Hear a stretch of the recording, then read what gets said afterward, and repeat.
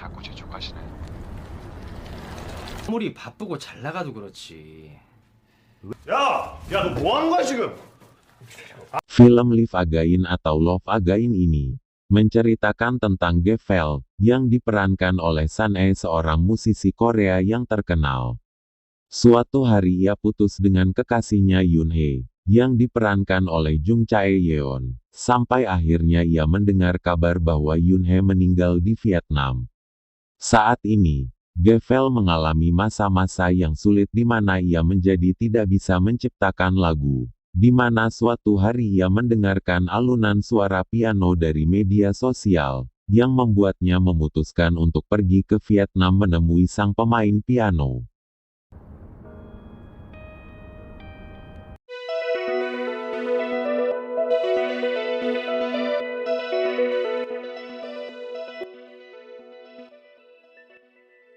Film dimulai, diperlihatkan seorang laki-laki yang sedang bahagia bersama teman-temannya, mereka bertiga yang habis memenangkan ajang Donut Music Award. Mereka tersebut, Gevel, Hyung Sik dan Chon Bae.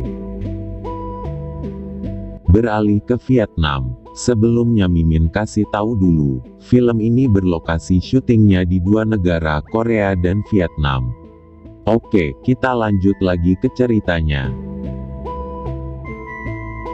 Terlihat seorang wanita yang sedang duduk di depan piano. Wanita tersebut bernama Mi. Dia adalah seorang penulis lagu yang berasal dari Vietnam. Mi, yang sedang memainkan pianonya, tiba-tiba piano Mi rusak, sebagian tombol piano tidak berfungsi. Di pagi hari, terlihat Mi yang berkunjung di sebuah kafe, dan dia juga bekerja paruh waktu di sebuah kafe dan fair tersebut.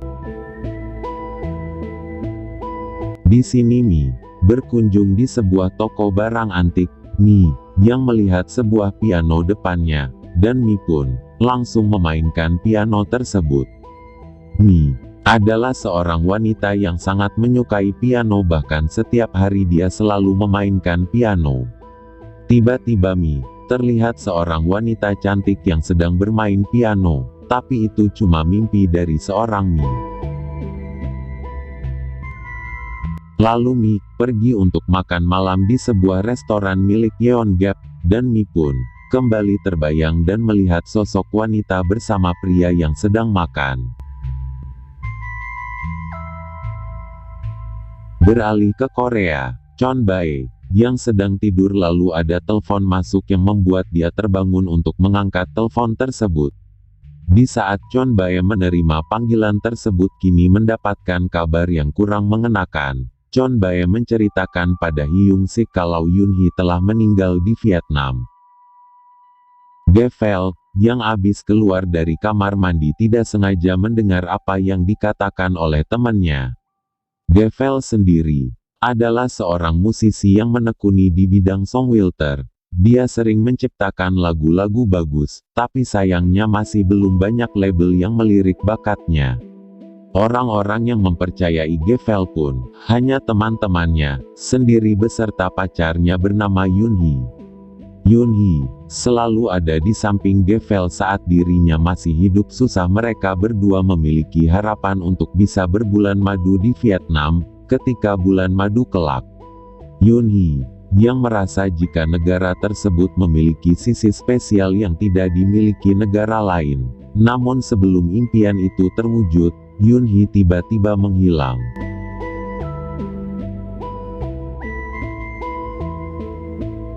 Beralih ke Vietnam, Mi yang sedang bekerja, dia merasa hari-harinya selalu dibayang-bayangi oleh seorang wanita cantik tersebut. Mi yang penasaran, lalu dia menanyakan ciri-ciri wanita tersebut pada rekan kerjanya. Ternyata wanita yang dimaksud Mi sudah meninggal.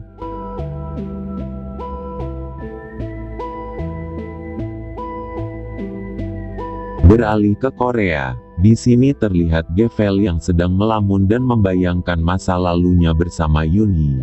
Di saat Gevel yang belum sukses seperti sekarang ini, Yoon-hee selalu bersama Gevel yang selalu perhatian pada Gevel. Di saat Gevel yang sedang minum-minum bersama teman-temannya, Gevel yang menerima panggilan telepon dari Yunhee, tapi dia menutup panggilan tersebut. Di sini Yunhee menunggu Gevel pulang sampai larut malam.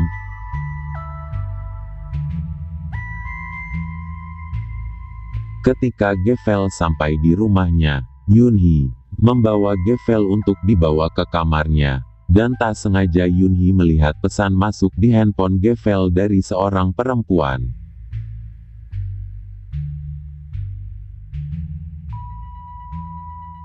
Hari-hari ini karir Gevel menurun drastis karena sikap Gevel yang mulai berubah sejak Yunhee meninggal. Tulisan lagu dari Gevel sendiri selalu ditolak oleh perusahaan.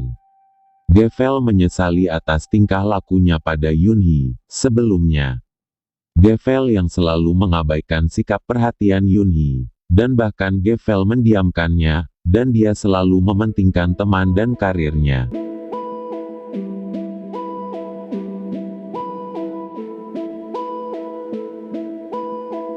Kembali ke Vietnam, Mi, yang terbangun dari tidurnya, dan Mi, bermimpi Yunhee yang berdiri di atas jembatan di sekitar sungai Saigon, sedangkan di sisi lain ada seorang wanita yang hampir mirip dengan Yunhee yang sedang bermain piano. Mi, yang penasaran dengan melodi yang dimainkan oleh wanita tersebut, lalu Mi, memainkannya dan mencoba mengingat lagi melodi lagu milik wanita tersebut. Di pagi hari, Mi menceritakan kejadian semalam pada rekan kerjanya, dan di sini, Mi penasaran dengan mimpinya yang selalu dibarengi dengan kenyataan. Beralih ke Korea, Gevel yang sedang mengobrol bareng Hyun Sik di sebuah kafe, dan dia mengatakan pada Hyun Sik bahwa kepergian Yunhee sama seperti lagu yang Gevel tulis. Bagi dia musik dialah yang membunuh Yunhee.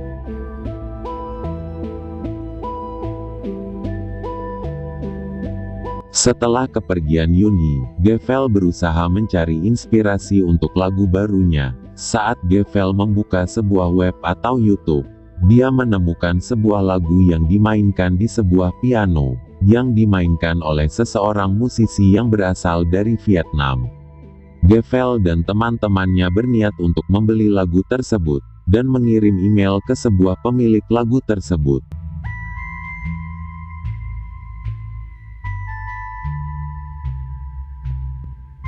Tak kunjung dapat balasan dari pemilik lagu tersebut. Gevel dan teman-temannya pergi ke Vietnam untuk menemui pemilik lagu tersebut.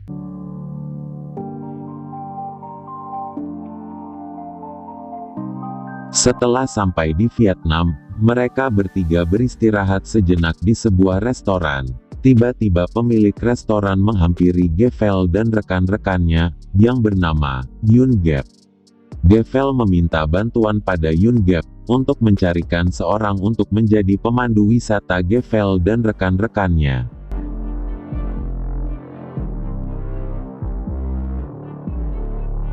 Gevel yang sedang berdiskusi dengan teman-temannya, tiba-tiba Mi datang, dan ternyata Mi menjadi pemandu wisata Gevel dan teman-temannya. Ketika Mi menanyakan tempat mana aja yang akan dikunjungi, Gevel dan rekan-rekannya. Di sini Gevel meminta untuk pergi ke sungai Saigon, dan Mi pun terdiam. Di malam hari mereka berempat makan malam bersama di sebuah restoran kapal mewah. Di sini Gevel mengunjungi sebuah tempat dan bertemu dengan seorang ibu-ibu. Gevel memperlihatkan sebuah foto Yunhee. Lalu ibu-ibu tersebut mengasih sebuah buku catatan milik Yunhee. Polisi yang menemukan buku tersebut di bawah tempat tidur Yunhee, kata ibu tersebut. Di dalam buku tersebut terdapat banyak catatan yang dibuat oleh Yunhee, yang menceritakan semasa hidupnya bersama Gevel, yang berkata, Yunhee selalu berada di samping Gevel.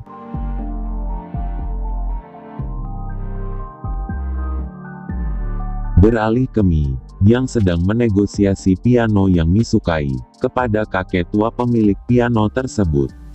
Mi meminta kepada kakek tersebut untuk sedikit menurunkan harganya, dan kakek tersebut mensetujuinya, karena kakek tersebut mempunyai alasannya sendiri untuk menjual piano tersebut kepada Mi.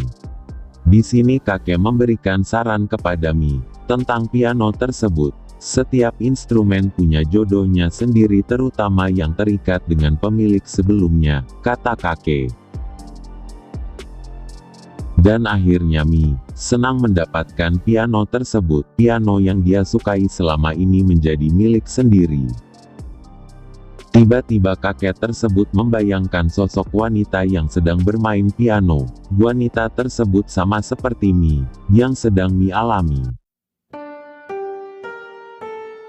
Di sisi lain, Hyun Sik menerima panggilan telepon dari seseorang yang membuat dia memutuskan untuk pulang ke Korea bersama Chon Bae. Sedangkan Gevel dia tetap berada di Vietnam, karena dia merasa hari-hari Gevel di Vietnam belum selesai.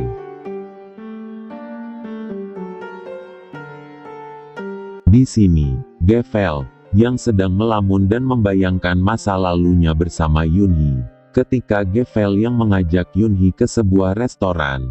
Pas waktu makan di sini, Yoonhee disibukkan dengan sebuah telepon masuk yang mengganggu mereka berdua yang hendak makan. Tiba-tiba Gevel kesal dengan Yoonhee dan pergi meninggalkan restoran tersebut. 지필아, 지필아. Yoonhee yang meminta maaf atas peristiwa tersebut. Gevel meminta putus dari Yoonhee. 잘못했어. 그러지 말자. 어? 헤어지자. 지필아. Yoonhee yang mencoba menenangkan sikap Gevel namun gagal. Gevel pun pergi meninggalkan Yoonhee.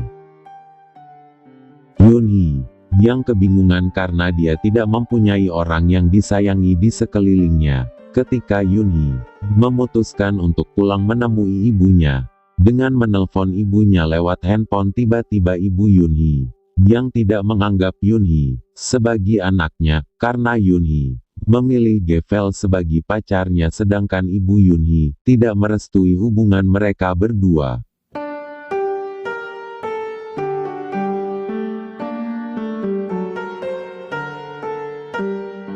Mi yang sedang bermain piano yang dia sukainya. Terlihat Gevel yang melihat Mi dari sebuah jendela. Ternyata lagu yang dia cari selama ini yang dimainkan oleh seorang Mi. Ketika Mi yang sedang bermain piano, Mi terbayang dengan sosok wanita yang sedang bermain piano. Tiba-tiba ada sosok tentara yang habis berjuang dari medan perang.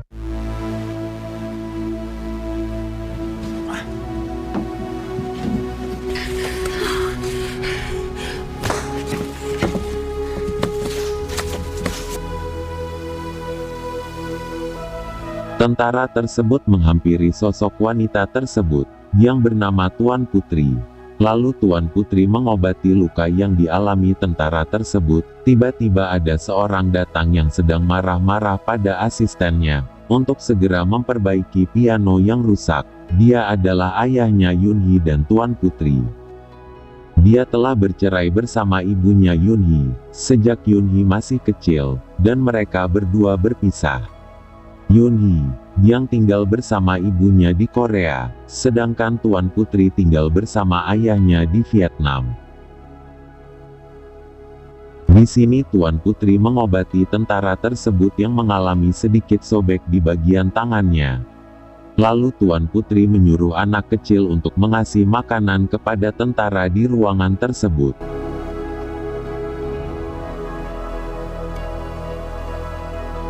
Di sini Tuan Putri makan malam bersama seorang tentara.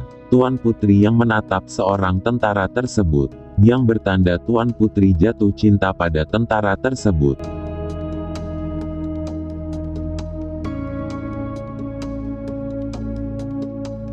Ketika Tuan Putri yang sedang bermain piano, seorang tentara tersebut menghampiri Tuan Putri, dan melihatkan sebuah foto pada Tuan Putri. Foto tersebut, adiknya dari seseorang tentara.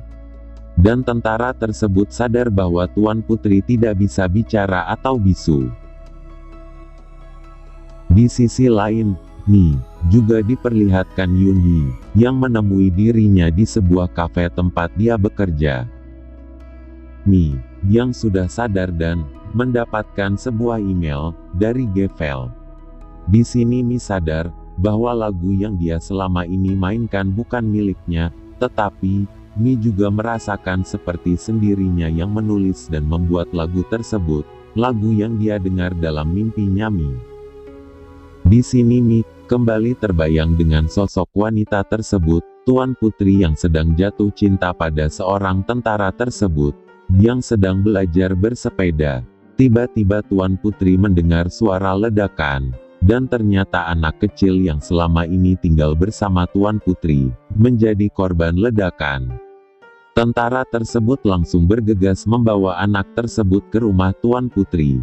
Tiba-tiba asisten ayahnya Tuan Putri, yang melihat Tuan Putri bersama seseorang, lalu menembak seorang tentara tersebut. Di sini Tuan Putri sedih melihat seorang yang dia cintai dibunuh di hadapannya sendiri. Dan kakek tua yang memiliki sebuah piano adalah asistennya Tuan Putri dulu, yang sekarang piano tersebut milik Mi. Beralih ke Mi, yang hendak bekerja seperti biasanya. Lalu rekan kerjanya mengasih surat untuk Mi, dari Gevel. Isi surat tersebut sebuah foto Gevel bersama Yunhee. Di sini, Mi sadar bahwa wanita yang selama ini terbayang-bayang olehnya adalah Yunhee, yang telah meninggal sebelumnya di Sungai Saigon. Di sini terlihat Gevel yang sedang berjalan di jembatan Sungai Saigon, di mana tempat ini adalah tempat akhirnya Yunhee, yang mengakhiri masa hidupnya, dengan menenggelamkan dirinya ke Sungai Saigon.